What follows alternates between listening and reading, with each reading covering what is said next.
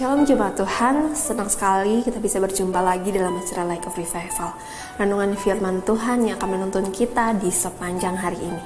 Mari kita melihat bagian firman Tuhan yang akan kita renungkan di pagi hari ini dalam 1 Samuel 15 ayatnya yang ke-19.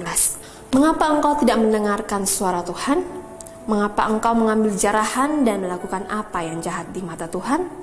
Ketidaktaatan mendatangkan penolakan. Ini adalah kisah di mana Raja Saul diperintahkan oleh Allah untuk menumpas bangsa Amalek. Dalam sejarah, bangsa Amalek adalah bangsa yang menghalang-halangi bangsa Israel untuk keluar dari Mesir. Pada saat diberikan perintah ini, Saul harus memimpin rakyatnya yaitu Israel untuk menumpas bangsa Amalek. Tak terkecuali adalah hewan-hewan dan segala yang berharga yang dimiliki oleh bangsa Amalek pada saat itu.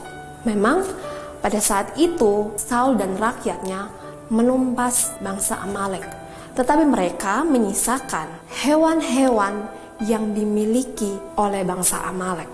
Ini membuat Allah berfirman kepada Samuel pada saat itu tentang penyesalannya, tentang kekecewaannya terhadap Raja Saul yang tidak mengikuti perintah Tuhan Allah. Raja Saul yang mendengarkan itu menjadi sakit hati dan mengambil waktu untuk berdoa semalam-malaman. Singkat cerita, pagi-paginya Samuel ingin menceritakan kepada Raja Saul tentang apa yang sebenarnya yang terjadi, tentang apa yang telah difirmankan Tuhan Allah kepadanya. Ketika disampaikannya, Raja Saul tidak langsung menerimanya.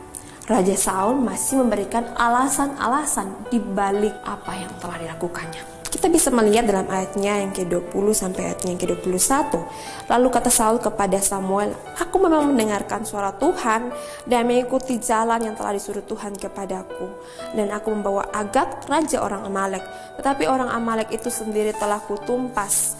Tetapi rakyat mengambil dari jarahan itu kambing domba dan lembu-lembu yang terbaik dari yang dikhususkan untuk ditumpas itu, untuk mempersembahkan korban kepada Tuhan Allahmu di Gilgal." Ia Saul menceritakan bahwa itu semua adalah tindakan dari rakyat yang menyisakan segala yang berharga dari orang Amalek untuk diberikan kepada Tuhan. Ketika ditegurnya sekali lagi oleh Samuel, maka mengakulah Saul pada saat itu. Tetapi ini didasarkan atas Raja Saul yang lebih taat kepada keinginan rakyatnya daripada keinginan Tuhan. Saul dalam hal ini, dalam menerima teguran, ia masih memberikan begitu banyak alasan. Ini dikarenakan ia tidak ingin semua kesalahan yang terjadi adalah kesalahan dirinya sendiri. Ia tidak ingin hukuman dari Tuhan dijatuhkan kepada dirinya sendiri.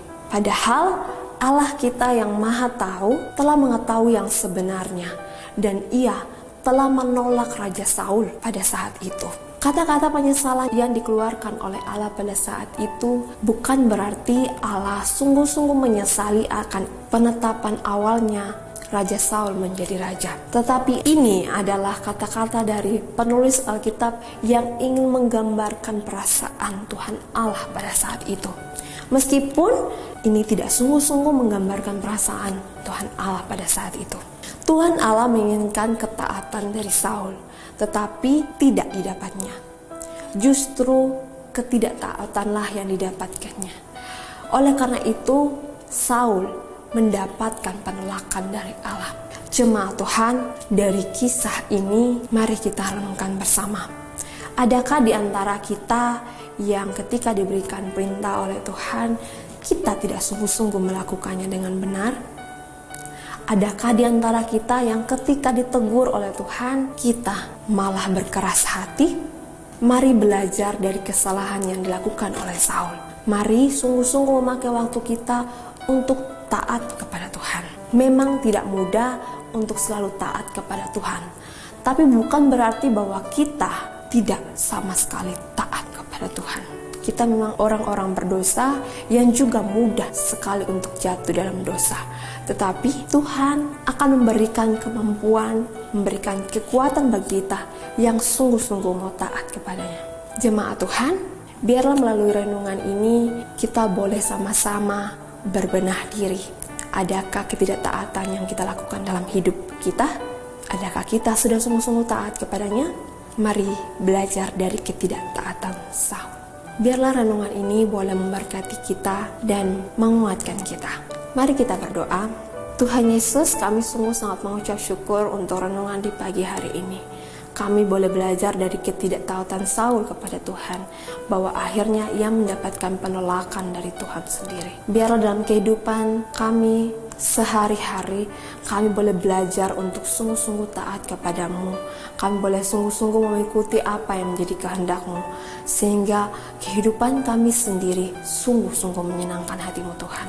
Ampuni kami jika kami sampai dengan saat ini sering tidak taat dengan Engkau Tuhan. Kiranya kami sungguh-sungguh dengan hal ini mau untuk menjadi orang-orang yang taat kepadamu. Di dalam nama Tuhan Yesus kami sungguh-sungguh telah berdoa. Amin. Jemaat Tuhan, mari jadikan firman Tuhan menjadi pelita dan terang dalam kehidupan kita. Tuhan Yesus memberkati kita.